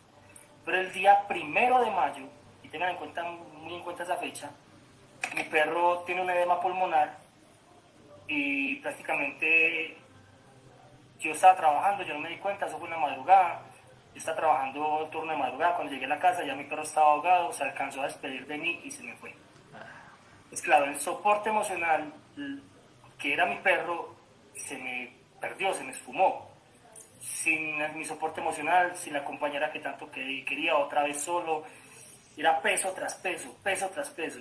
Y eso me quebró totalmente. O sea, 1 de mayo, recuerden que el mes de mayo es el mes de la Virgen. ¿Sí? Entonces, como les decía ahorita, Dios empezó a destruir o a sacar muchas cosas de mi vida para empezar a ponerse Él como en primer lugar. Entonces, aunque yo sé que la voluntad de Dios no fue la muerte de mi compañera, es una decisión personal de ella, sin embargo, Dios de todos los males saca algo bueno, ¿sí? Y me permitió experimentar quizá esa situación, vivirla con ella, para entender que prácticamente el poner todo mi ser y todas mis esperanzas en una situación humana o en cosas que son efímeras o que pueden pasar como un animal, como una persona o como algo que se puede acabar en cualquier momento, es una realidad en la cual si yo la pongo, en el momento en que esa realidad se me termino absolutamente acabado, que era lo que estaba pasando. Entonces, eso sucede el 1 de mayo, se muere mi perro y yo quebrado totalmente. El 2 de mayo, en medio de mi desespero, yo me levanto, tomo mi moto y me voy sin saber para dónde. Inicialmente la idea mía era irme para el oriente antioqueño. Yo cogí mi moto, yo con mi perro salía a las 7 de la mañana a caminar. Entonces ese día, el 2 de mayo, era martes. Yo tomo mi moto y arranco con mi moto y cambio de dirección, no sé por qué. Yo iba hacia el oriente y decido cambiar de dirección y me tiro para el norte. Y yendo para el norte de Medellín, para el norte del departamento, llego a San Pedro de los Milagros. Hay algo que había pasado y es que a raíz de la relación que yo había tenido con la niña, con la pelada, pues con mi novia anterior, que empezó como a hacerme sentir algo diferente, yo ya me empecé a poner otra vez este rosario. Me lo empecé a colgar al cuello, más por ella, más que por fe, simplemente por ella. Me lo colgaba al cuello y andaba con este rosario al cuello. Cuando yo llego a San Pedro de los Milagros tenía este rosario colgado al cuello. Algo que no les había contado es que cuando yo entro en este estado de apostasía, yo en mi habitación tenía una imagen de San Miguel Arcángel y tenía este crucifijo en la pared. Cuando yo peleo con Dios, yo saco este crucifijo, lo meto en un cajón, saco la imagen de San Miguel Arcángel, la meto en un cajón, destruyo todos mis libros de fe, guardo mis Biblias, acabo con todo. O sea, así estaba yo de radical con la situación. Entonces, retomando, yo llego a San Pedro de los Milagros. Cuando llego al parque, yo me bajo de la moto y yo digo, ¿ahora qué hago? Yo estaba llorando por todo el camino, en medio de mi amargura. Cuando yo llego a San Pedro de los Milagros, yo miro la basílica y yo digo, quizá ahí es el único lugar donde se puede encontrar algo de respiro. Yo entro, voy ante el sagrario. ¿Por qué fue importante que Dios pusiera en mi corazón que yo no pudiera atacar la Eucaristía por ese momento? Si yo hubiera dejado de creer en la Eucaristía, no hubiera ido a ese sagrario. Yo tenía todo muy bien planeado. Yo llego a ese sagrario y yo le dije, Señor, yo sé que tú estás aquí. Fue lo que yo dije. me saco ese rosario, se me había olvidado hasta cómo se rezaba el rosario, porque ¿Cómo? yo había estado 2 años fuera. Y hice un rosario a punta de Padre Nuestro y Ave María. Solamente, porque ni los misterios, ya ni me acordaba. Y empiezo, Dios te salve María, y empiezo a llorar. Y era un llanto así copioso, yo era como un niño arrodillado ahí en el suelo, en la Sagraria, en la basílica. Y yo lloré, y dele con mi rosario, y dele con el rosario, a punta de Padre Nuestro y Ave María. Yo le decía, Señor, ayúdeme, porque me voy a acabar a mí mismo. Estaba al borde de la depresión. Yo sé que si yo hubiera entrado en depresión, yo no sé qué hubiera hecho por allá perdido con esa moto, no sé qué hubiera hecho.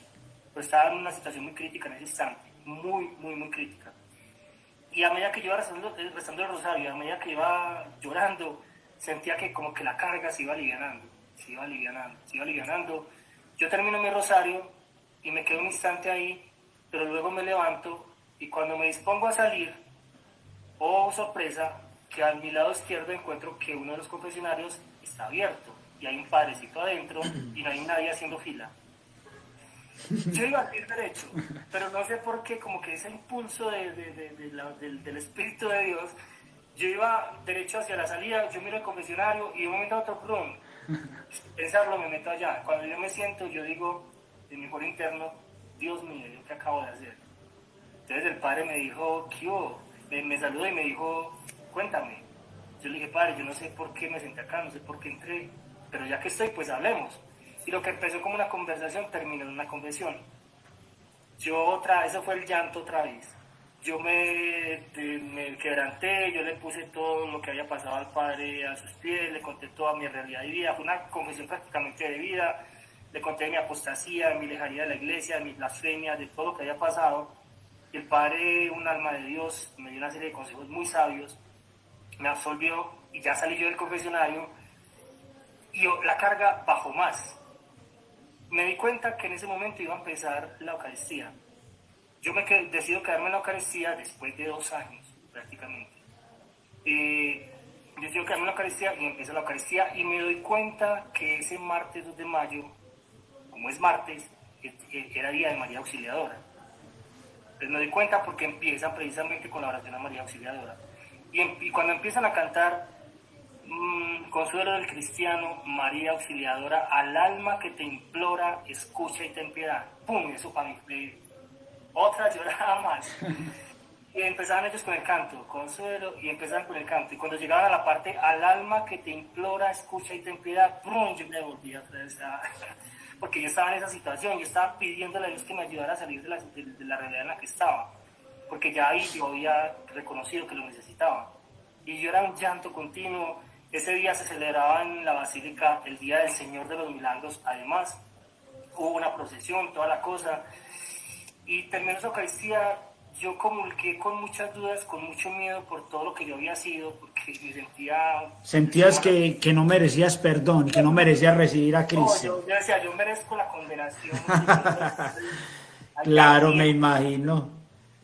Y me acerqué a comulgar y fue algo muy bonito, pero lo impactante de esto es que cuando yo salgo de la iglesia, yo tomo aire y noto que hay en mí algo en ese instante que nació así, de repente. Y fue una sed por seguir rezando el rosario. Fue así, una cosa como si fuera una gracia que Dios me dio en ese momento. Y a partir de ese día empieza un proceso de sanación a partir del rezo del rosario. Me volví persona de Eucaristía diaria, de rosario diario. Ahí fue donde yo deposité todos los pies del Señor, toda mi soberbia intelectual, todo lo que yo hice, todo le pedí perdón al Señor. Y el Señor a cambio me regaló esto, el amor por el rosario. Y empecé yo a recordar la oración que yo le había hecho al Señor. Señor, dame una persona que me haga volver a ti. ¿Y qué sucede? Aquí es una de las partes más bonitas de esto. Es que cierto día, en medio de uno de mis rosarios, no digo que escuché una voz, porque no escuché una voz pues, pero sí uno tiene como emociones interiores en las que Dios le va diciendo a uno, o lo va guiando a uno. Y en medio de un rosario que estaba haciendo, siento una emoción en la que se me dice, analiza tu vida, los momentos más importantes de tu vida, porque te vas a dar cuenta de algo de lo que no te has dado cuenta. ¿Qué sucede?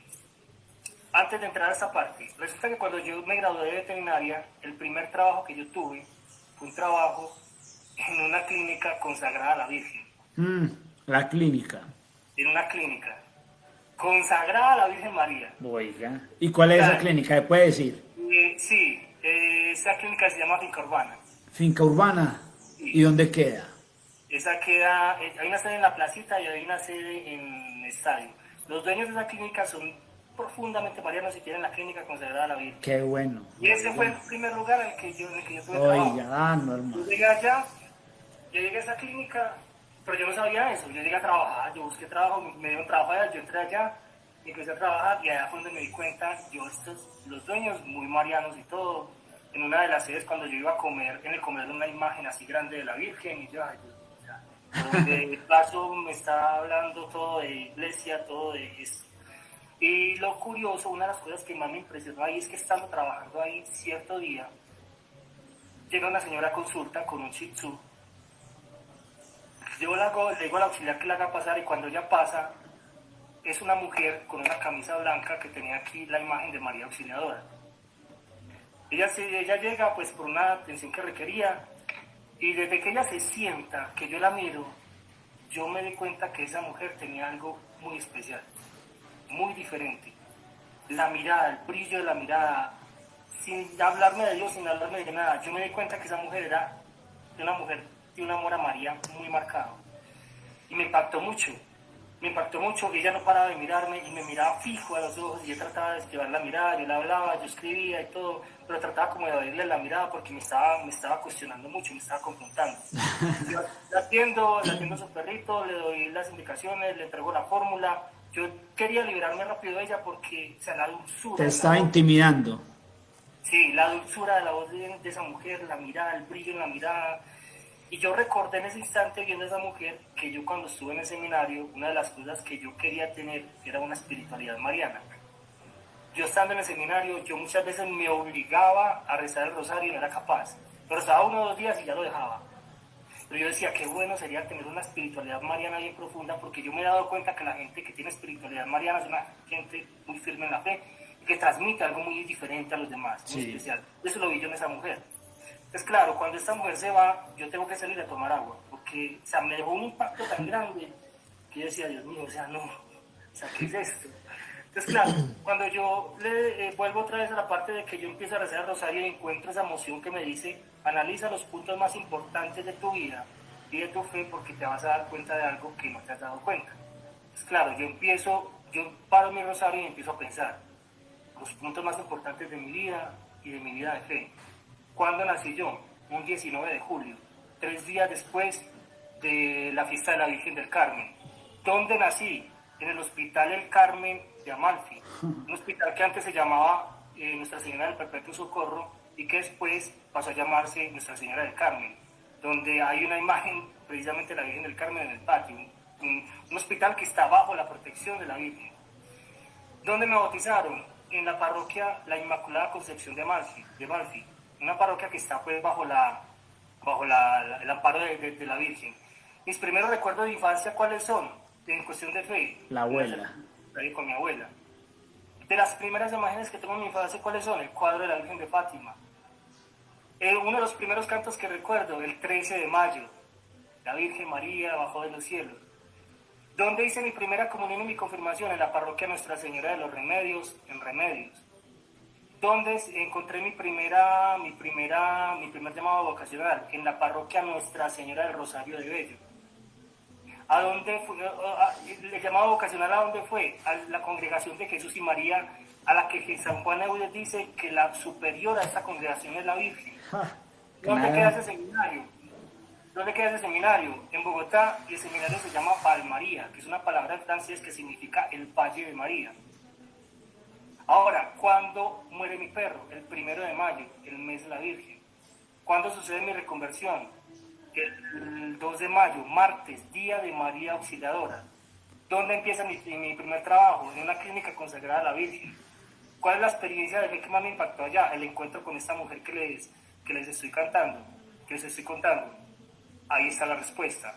Me estabas pidiendo, diciéndome el Señor, una mujer de fe, de iglesia, en entregada a mí, una mujer con la que generas un vínculo especial. Que te llevará a él. Ahí está la Virgen. Olme, no, tremenda historia, hermano. Pero ¿sabes qué? Vamos a cortar ahí porque la gente se nos va a desconectar primero. Aunque está muy interesante pues la historia. Yo me puedo quedar, pero la idea es que, o sea, la idea es que la gente vea toda la historia, que no vea un poquito, ¿cierto? Y todo eso. Y todavía falta, ¿sí o qué? Sí, todavía falta. Todavía falta, entonces va a tener segunda parte.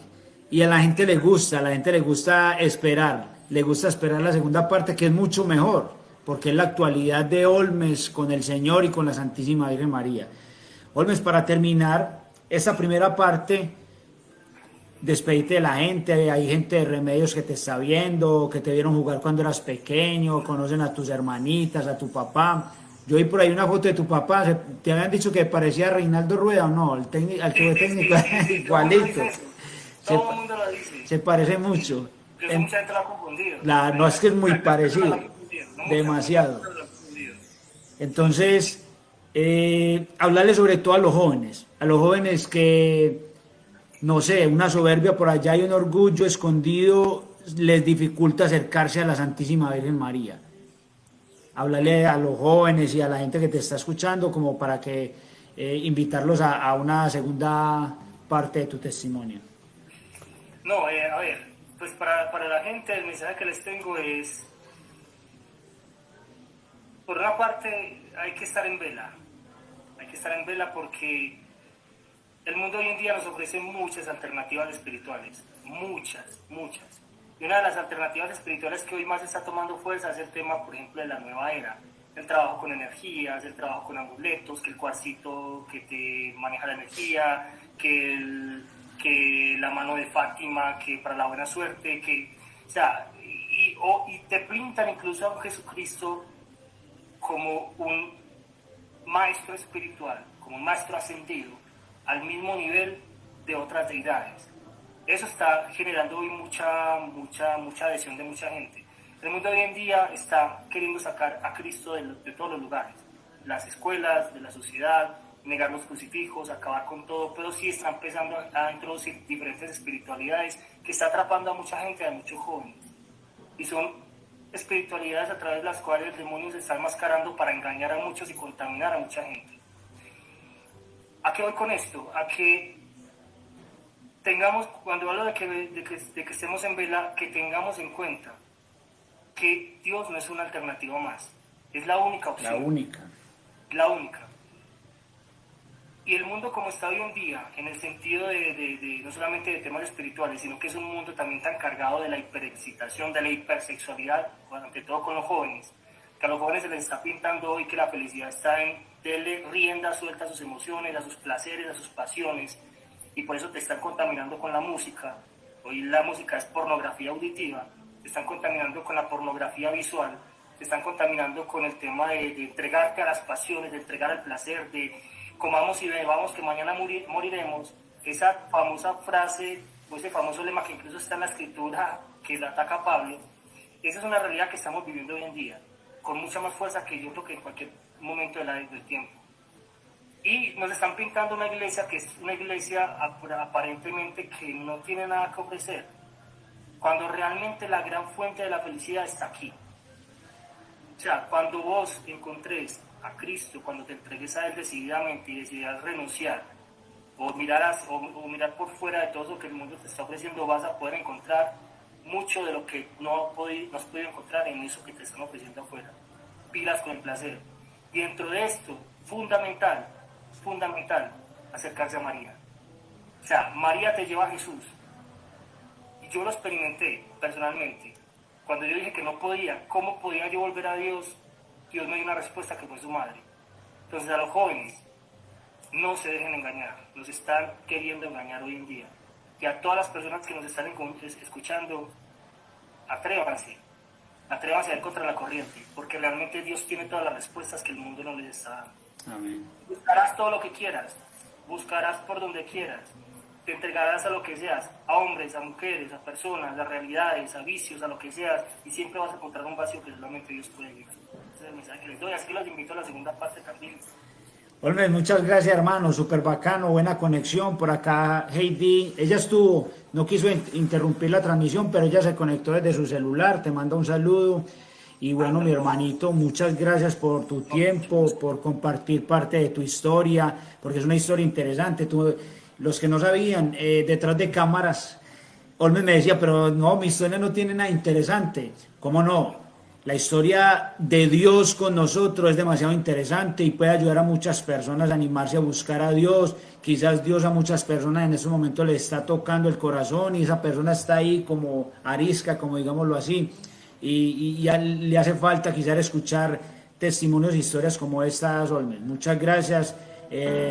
Continúa orando por todos nosotros, ora por Remedios y Segovia, por los misioneros, las familias misioneras. Y bueno, mi hermano, un placer estar contigo. Dios mediante nos vemos en otra oportunidad, no sé, ya después de Semana Santa, en Pascua, me imagino. Sí, claro que sí. Estamos hablando entonces para la segunda parte.